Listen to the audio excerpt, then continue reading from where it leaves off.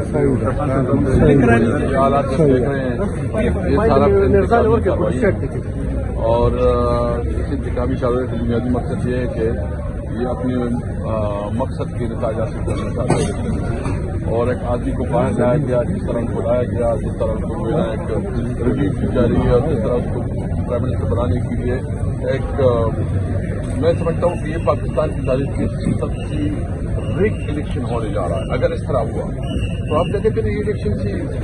Direct جو ہے selection کروا دیں. یہ تو سلیکشن پلس ہے, یہ تو سلیکشن پلس بنے گی تو نوٹیفکیشن کروائے جس طرح حقیقت ہوتی ہے. کون اس قسم کے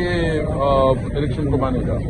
کہ اگر آپ سب سے مقبول پولیٹیکل پارٹی کو وکٹمائز کر رہے ہیں, ان کو جو ہے نا ان کے لوگوں کو غیر قانونی مقدمے میں جو ہے نا بن رہے ہیں اور آپ سمجھتے ہیں کہ یہ پری پول الیکشن ہے. میں چیف الیکشن کمیشن سے پوچھتا ہوں یہ جو آپ بار بار کہہ رہے ہیں کہ یہ جو ہے نا ہم فیئر اینڈ فری الیکشن کروائیں گے, یہ فیئر اینڈ فری الیکشن جس طرح مقدمات بن رہے ہیں